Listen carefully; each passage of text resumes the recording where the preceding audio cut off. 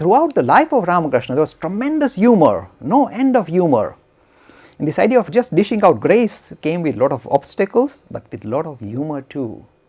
One day Ramakrishna sat on top of Sharad's lap and started bouncing up and down. Now he's a big man and this Sharad is a little boy and he's jumping at that, And they said, why? He said, I know why. This guy is steadfast, steady, and he can bear the burden. Do you know why he said that? As this thing moved on, he became the first Secretary General of the Ramkrishna Order. For 30 years, he held on the order, one boy. Because all the others were kind of getting lost in meditation, and this chap was looking after the whole setup. So this Ramakrishna was testing out. So he used to test out his disciples as we went along. Of course, during the process, we also come across some worldly wise people who would like to teach Ramakrishna a thing or two. They are very worldly wise. The very famous literary figure called Bankim Chandra visited Ramakrishna. And Ramakrishna is a great novelist, very famous. And Ramakrishna started discussing. Again, let me say this important before I go on to Bankim Chandra. You see, Ramakrishna, look at this godman of our time. Never invited people to come and visit him saying, look, I'm a great person, come and visit me and sit at my feet. He would go out of his way to visit anybody he thought was spiritually enlightened. He went out of his way to see, say, Keshav Chandra Sen, the head of Brahmo Samaj. He went out of his way to see Dayanand Saraswati, the head of Arya Samaj. In his time, they all were there, and he went out to look for them. And he had never a sour word for any of them.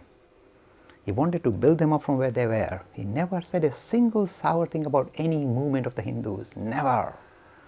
He wanted to interact and lift them up. But then they would sometimes come like Bankim Chandra and wanted to discuss and debate with him. And then he said, Ramakrishna, what is the aim of life, do you think? He said, eat, drink and procreate. Very rude thing to tell a holy man. He said, I understand. This is how you lead your life and this is the only thing that comes out of your mouth. It's understandable. If you eat radish, then you burp radish. This is understandable. And then you see Ramakrishna expounded this marvelous idea of how a religion can be practiced by the householder. Again, this is a marvelous thing for people of our standing, because for us monastic life is almost impossible. How can we invoke spirituality if we are leading a householder's life? Very simple technique, says Ramakrishna. He says, once in a while go into solitude and take stock of your life. We don't do that. Such a simple prescription. Once in a while, don't even take your whole family with you. Go by yourself into solitude. Spend some time by yourself and take stock of your life. And you'll find it wanting. It'll stir you up. It'll wake you up. Do that. Second thing he said is this. This is again an important, very important teaching of Ramakrishna, which appears so simplistic. Look, this guy is so simple. It's very difficult to discern the depth of his personality. Look at him, he's so simple. The second simple prescription he gives is this. He says, be very careful regarding the company you keep. And we think, no, we are careful. We are not. We get caught up. And in no time we get caught up with small talk, with meeting people that we have very little in common with, but it is part of this kind of living in society. So we get caught up. And this disease is a killer. We may think, no, we are immune. We are not immune. If we mix with company which is kind of going to drag us down, make us worldly, we are not immune. We need to be very careful about the company we keep. Other thing he said is this. Again, look, here is this kind of reconciliation between this kind of very ideas of great renunciation and still leading a worldly life. He said, look, after marriage, after the birth of one or two children, the way you look at your partner should be that you are looking at a spiritual companion. This is not an object for your desires. This is a person, an individual who can help you progress spiritually. When you give that dignity to your partner, then you will both progress. As long as you keep viewing your partner as an object of desire, you have lost it. You will not succeed in spiritual life. So you can still be living in a married life and yet start to view your partner not as an object but as an individual, Give them that dignity. The moment you give them that dignity, they'll rise up to the challenge and you will succeed spiritually. This is the marvelous thing, such a simple prescription for modern times. In modern world we suffer. Wrong company, wrong attitude towards our family, wrong attitude towards our partner. These needs to be changed. Again he said, lead a life in a focused manner and have tremendous faith in God. And there's a nice story. Let me do a story here. There's a nice story that he used.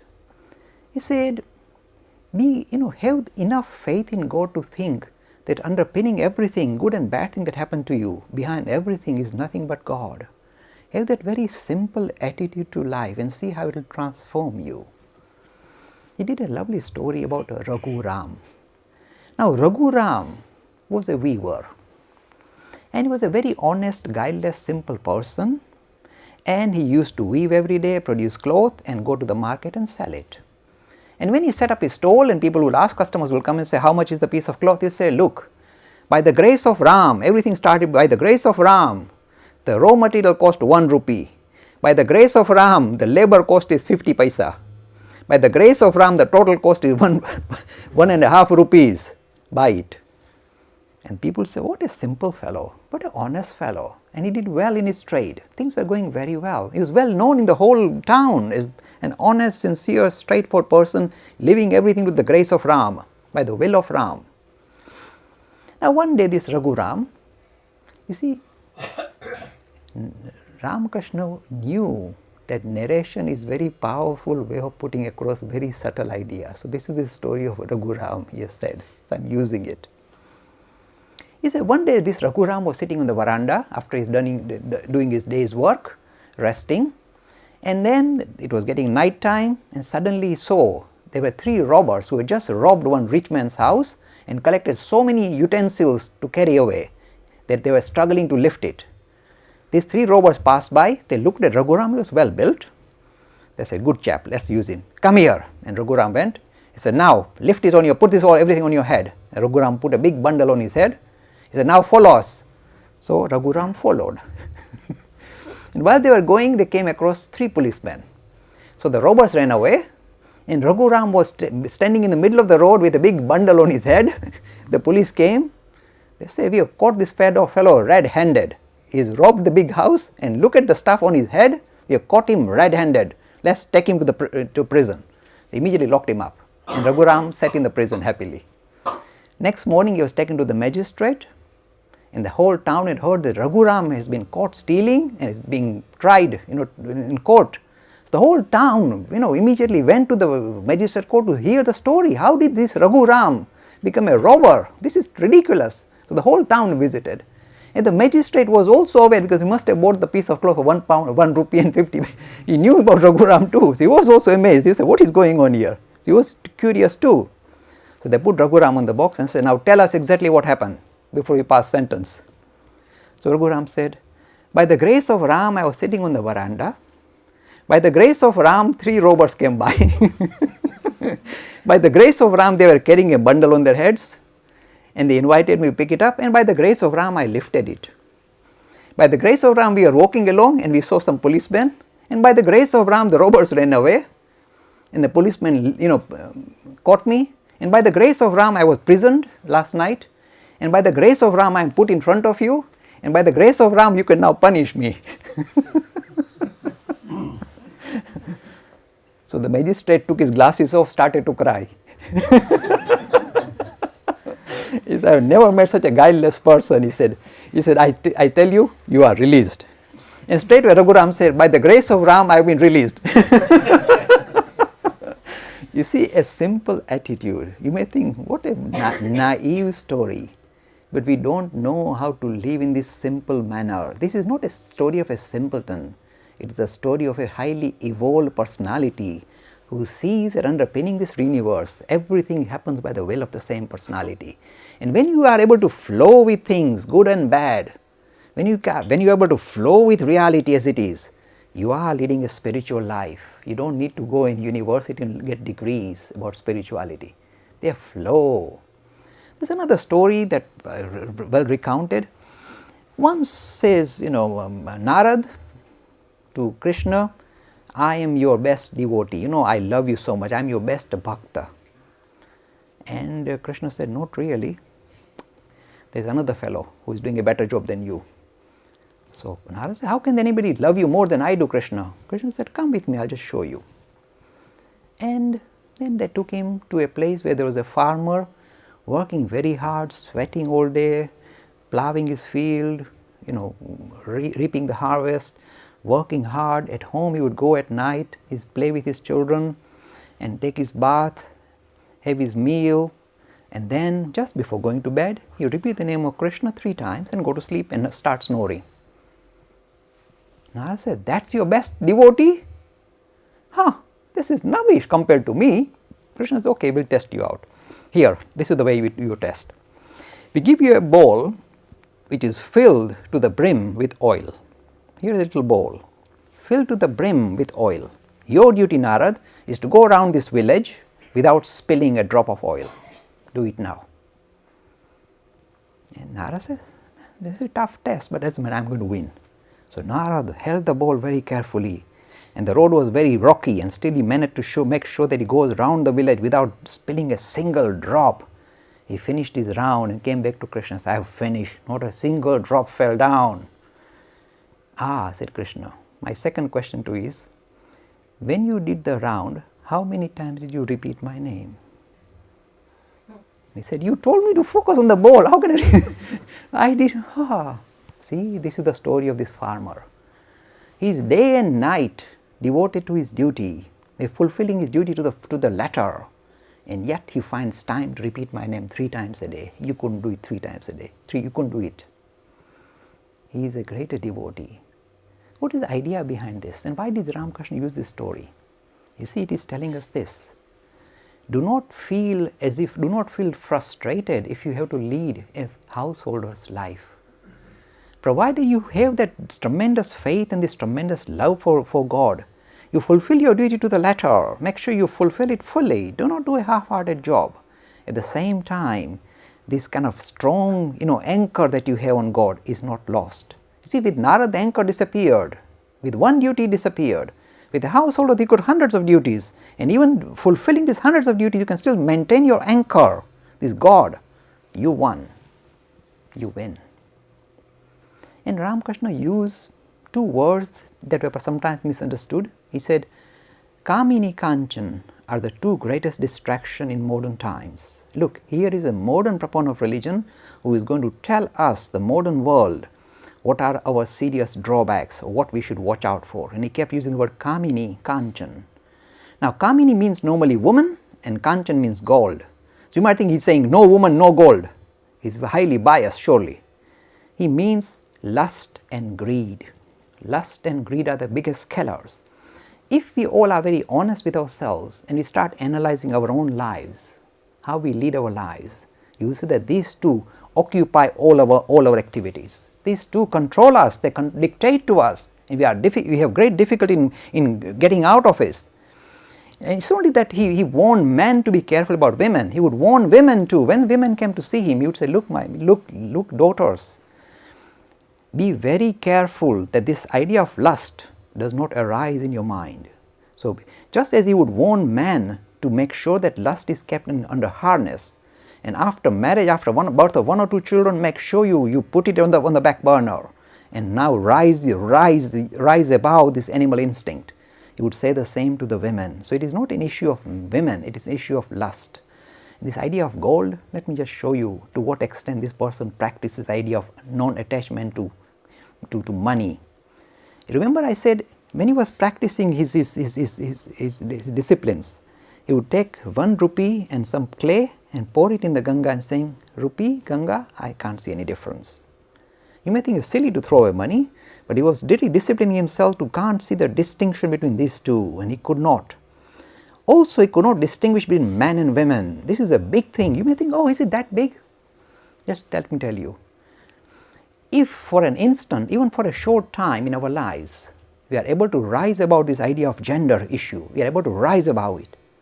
Do you know how dramatic it is? At the moment, if you see a beautiful person pass by, a male or a female, our eyes stick. They follow her. Even though we are trying to control ourselves, our eyes stick and they follow. And we think it's ticklish. It's not ticklish, it is slavery. Slavery. We are being dragged. When you are able to lift yourself away even for a short moment, where you can see women no longer as an object, but as as an individual, the moment you are able to lift yourself up, the sigh of relief you will have, you will see the world in a different light. Thank God you don't get somebody it's like putting a ring around your nose and being dragged around. That is stopped for forever. You can lift yourself above that. Very few people succeed, but if you succeed, it gives you such relief, such tremendous, you say thank God, because half your burden is gone. Because half the time, either we are male or female, we are dragged, we are stuck.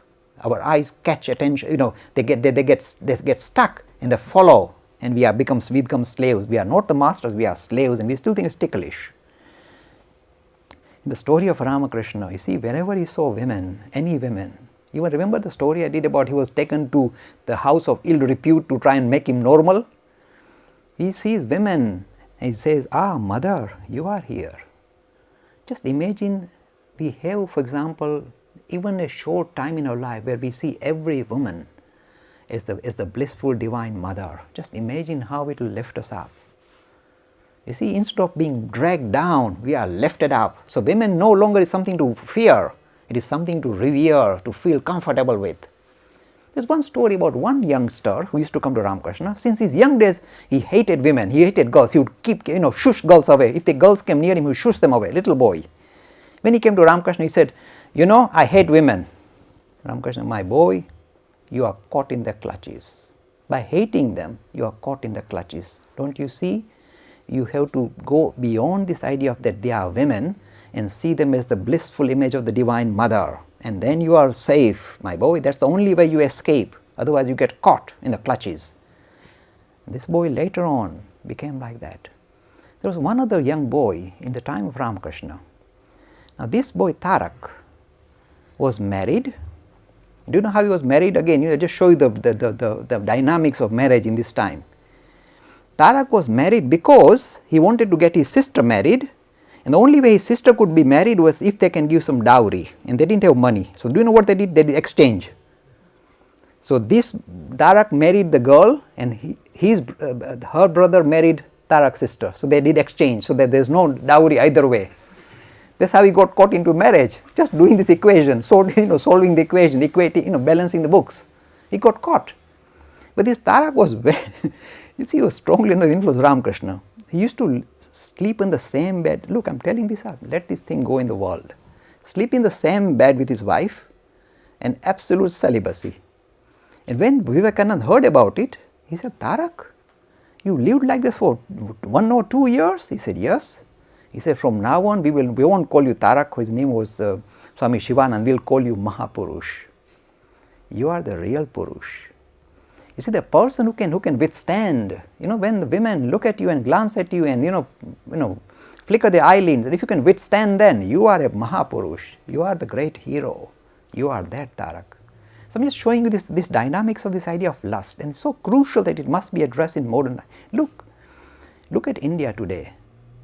It is wallowing in lust. It is wallowing, it's sinking, it's losing its dignity, it's losing all its kind of luster. Because lust will drain the kind of spirit of a whole nation. It will destroy it. So here we see Ramakrishna rising above it and telling modern man, be careful, keep it under harness, otherwise it will destroy your dignity. This issue of money, since he decided that he is not going to touch money, let me tell you how serious this is. A Marwadi called Lakshmi Narayan arrived on the scene, and he saw Ramakrishna's bed, and the bed sheet was covered in dust. It has not been washed. And he felt sad. He said, this is a God man here. Even his bed sheet is not properly cleaned. They don't have any money here. I know what I do. This is Marwadi, standard response, money. He said, I'm going to offer 10,000 rupees. We put it on interest, and on that interest, this place will be well looked after. Nobody has to bother. So he offered, and Ramakrishna said, look, I don't touch money. But then this old man is a bit naughty. He said, maybe you can ask my wife, Sharda Mani. She lives in a little room outside. And this Marwadi went, and told Shardamani, to look after this gentleman, we need to offer this money, and he's saying, no, I should come and see you, so I would like to put it in your name. And this Shardamani was up to and knew the mischief. He said, look, if you give the money, who is it being used for? This man, the same. Can't have it. She was up to the mark. She responded in the right magnanimous. I think Ramkrishna was just messing her up, testing her like that. She came, rose above it and said, no, I can't touch it. The money was not given. Throughout his life, look, let me just tell you about Shardamani a little bit. When later on in her life, she had to go back because there was no money. And she had to go back to her village after Ramkrishna passed away. And for many years, do you know how she lived? Here is the mother, if you like, the mother of this super personality. She lived, nobody knows, there was no money, she never asked for anything. The algae, the green algae that would grow on the ponds, she would take the algae and make curry out of that and have it with rice. No money. What money? The amount of detachment, the amount of renunciation in the lives of Ramakrishna and Shardamani is something that we look at and say, how can this be possible in our day and age? How can this be possible? There are people clamoring to give them money and they won't touch it. They lived with dignity and in this unique manner. Let me touch a little bit, let me go a little bit, digress a little bit. You see, normally, when you go to a god man, and we Gujaratis are very good at doing that, we like to do business with them, you know that, it's standard stuff. We do manta, Gujarati word. Standard stuff, all of us live on it, manta. This thing is not working out, let's do a manta, it will be sorted out. Let me warn you, if you do a manta with this chap, you are going to lose, because he doesn't want your money. So you see, you can't do manta with him.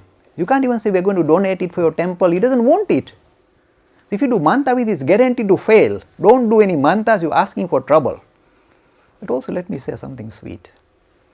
You see, the graceful personality that accompanied Ramakrishna, this Shardamani, is unusual personality. When she saw that Ramakrishna's own youngsters were struggling, they were struggling, nobody was giving them any money, they were struggling. She said, she told once Ramkrishna, I am going to look after them, you don't interfere. And Ramkrishna said, oh, you are saying so? Okay, I will not interfere. He said, I am going to bless them that they are going to get, they are going to be well looked after, they will have a shelter. And she is the one who said, yes, you don't interfere. One day, one boy wanted to eat 4 chapatis, and Ramkrishna said, what have they come here for? They have come here for meditation and stuff, not to eat and drink here. I'll give them 2. She said, no, this is none of your business. This is, I am mother, I am going to give him 4, I am going to give him 6. You don't interfere. Ramkrishna, you are going to take responsibility of his spiritual progress? She said, yes. So this Shardamani is the gentle aspect of Ramakrishna. Their mantras might work. I am just telling you gently. But these are the two great personalities of modern times. And again, let me tell you, even though they gave the grace to the youngsters who came to them, after the grace, these youngsters had to undergo tremendous penances, tremendous austere practices. Sometimes they would be sleeping in Ramakrishna's room. How do they sleep? On the floor with a blanket covering their head, because mosquitoes, they are like birds, they are huge mosquitoes. They would just cover their heads with a blanket and lie there. And at early morning, before the sun rises, Ramakrishna would get up, push them, say, hey, have you come here to sleep? Go in the Panchavati and meditate. So after getting good experience, these guys had no rest. For years, he put in the austerities. The hard discipline came afterwards. Normally, they would ask you to do the hard discipline and then you go to experience. With this person, it's other way around. Experience, first day, out you go. But then you see you are hooked. So when you have a good experience, you cannot live without it anymore. And the only way you can regain it, regain the kingdom of heaven if you like, is through tremendous austerities. They were hooked. So all the rest of their lives, if you look at them, tremendous austerity, tremendous self-discipline, tremendous self-control throughout their lives, very visible. But you see, they already had the grand prize right at the beginning. And then they were paying installments, if I can say, a bit of HP. This is how they unfolded.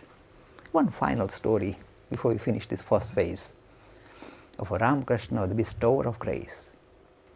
The grace did not just kind of extend to humanity. One day Ramkrishna discovered under his bed a little cat.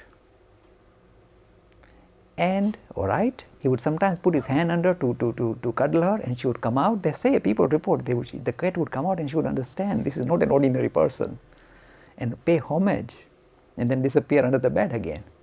But in no time, cats being cats, she had 3 kittens. Now things were getting crowded under the bed. And there were so many disciples coming, so many devotees coming to visit Ramkrishna, and there are cats and kittens underneath. So one day a female disciple came. And these are really lovely stories. One day a female disciple came on her own. Ramkrishna said, come here. Can you do one thing for me? She said, anything. Of course, this is what you tell Ramkrishna. You don't say anything. You say, anything. Yes, anything. Yes. Now look under the bed. There's a cat and 3 kittens. I want you to take them and take good care of them. Remember, they've taken shelter under here. See, Ramkrishna never said under me, never said me or mine. That had disappeared a long time ago. He would say they have taken shelter here and point at his body. So make sure they are well taken care of. Do not mistreat them ever. If you promise me, then you take this cat and the kittens. And this lady took the cat and the kittens, and I'm sure the cat and the kittens have found kind of in their new lives, they would have found a very, if you like, loving relationship with the Ramkrishna again, re-established this relationship. But this grace was very visible. Anybody and everybody who came in his cycle, in his kind of intimate circle, were completely dramatically changed forever, transformed forever. Do you know why? You see, you can have magnets, and these magnets can attract iron filings, can attract nails, even sharp things as well. But the thing is, the unique feature is this: when these iron filings do not have any dirt covering them or any fluff blocking them, they turn into magnets themselves. When you put iron filing in front of magnets, the iron filing becomes a magnet and attracts others. They too become magnets. The only thing is they have to make sure no fluff continues to interfere. And once they shrug off the fluff that is covering them, these little filings with very little capacity, but because they are in front of the master, they too become very dynamic, very powerful personalities who can influence the rest of mankind. This is the story of Ramakrishna. Not only did he bestow grace on his disciples, he turned them into magnets of themselves. They became magnets, giants. And because of their personalities have become imbibed through the spiritual experiences, everything that came out of their mouths would kind of stir up humanity. And of course, we know the most powerful personality, the most powerful magnet is Swami Vivekananda. In days to come, we'll do another katha on Swami Vivekananda. I cannot do him justice in 5 minutes, so I will not even attempt it. But we'll do a katha of Vivekananda. You'll see what a powerful magnet was produced. This fireball of spirituality that Ramakrishna threw to the West is going to come to fruition. His teachings are going to come to fruition in this century, in our lifetimes.